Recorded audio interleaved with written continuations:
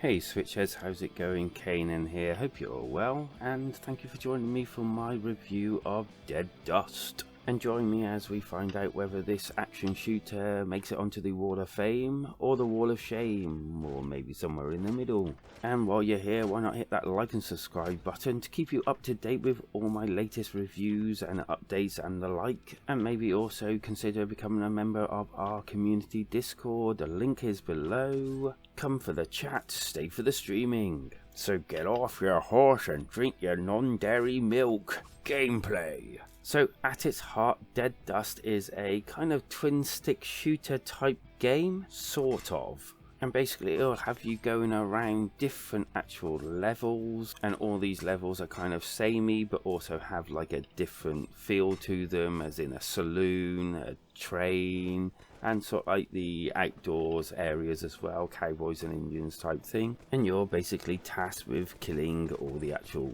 well, enemies within a level. There are bosses, and these pop up here and there as you're actually playing the game. You actually start the game with 3 different characters, all kind of different with different weapons, and there's kind of a background story type thing-ish as well. Each of these actual characters are a life, and once you lose them all, you actually have to start the game again, which has its slight annoyances, because when you actually start the game again, you have to go through this almost like title screen thing, and you can't click through it or anything. It's like starting the game completely afresh from the beginning. It's kind of annoying when you just want to get back in and start shooting things again. And so you have kind of a HUD to the actual game. To the top left of the actual screen, you've got your money, and once you've collected enough of these coins, they get turned into $1. Come back to that in a bit. And then you've got your weapon, and you can swap between 2 weapons, and that means that you can pick up 2 weapons. You can have a shotgun and a spear, or a tomahawk, or, you know, a gun and a shotgun.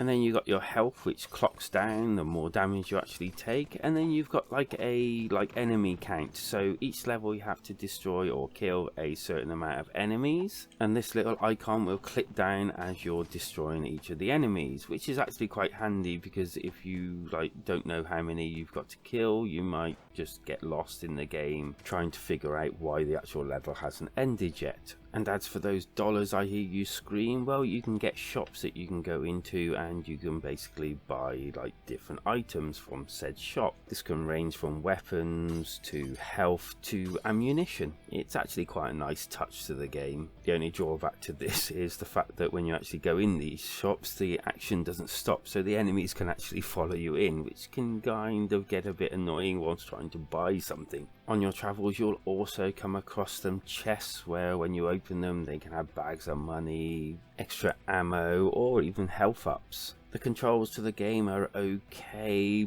but it's kind of fiddly. To actually aim and shoot at something just feels really off, and also the kind of sprite collision feels slightly off as well, where you can be shooting at something and you miss because you've hit an object that your bullet or whatever you're firing should have actually gone past it. The other point that I'd like to bring up as well is the fact that the actual guns and shotgun and everything seems really underpowered to the actual spears and tomahawk and the like. It kind of feels really off, because with a shotgun you'd have to shoot an enemy multiple times just to actually get them to go down, but with an actual spear or tomahawk you can actually go through 2 enemies at the same time sometimes. So instead of walking around with a cool gun and shotgun through the whole of this western game, I ended up walking around with a spear and a tomahawk and just throwing them at enemies, which really worked a hell of a lot better for survivability than the actual weapons, as in guns and shotguns.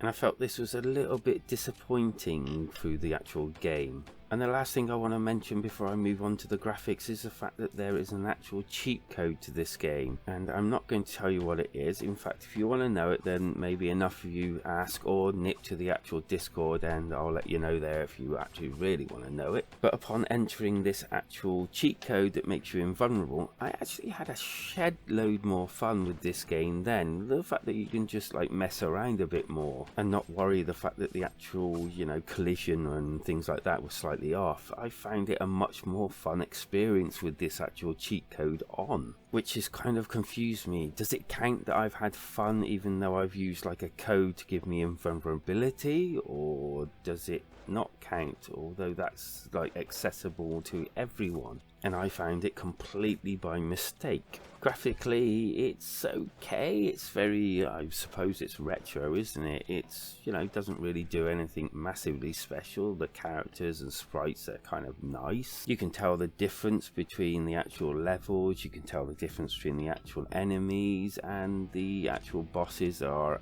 okay, I suppose. As for all the audio, well, the actual sounds of all your guns and things like that are okay. They actually sound quite meaty, weighty, and sound pretty decent. The actual score to the actual game kind of gives a western type feel to it, but it kind of like feels more rocky type things, you know, rock and roll type things, with a nice little beat with the drums and guitars and things like that. I found none of it really offensive, and I quite enjoyed bopping along to the actual music as I went along.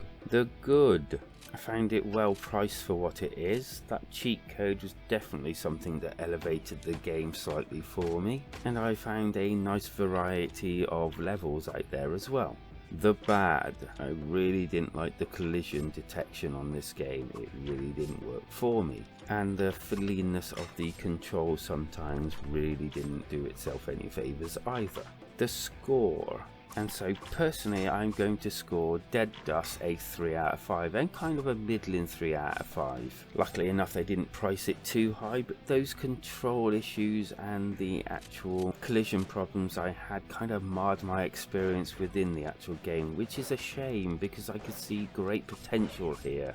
And so for my alternative, and you're welcome to add yours down in the comments as well, I'm going to go for Gunman Clive HD Collection. You get both games. It's more of a sideways like shooter type thing, but it looks very stylized. It looks very fun. I've not played it. If you have, let us know whether it is any good. I've only heard good things about it, and it's got a similar price bracket. So when you're done with Dead Dust, maybe consider picking this one up too. And so hit that like and subscribe button if you want to be kept up to date on all the latest reviews and the like for the Nintendo Switch. And feel free to click that link down below to become a member of our community Discord, where we do lots of streaming stuff. Come for the chat, stay for the streaming, as we're all a friendly bunch there. Because life is better when we switch together.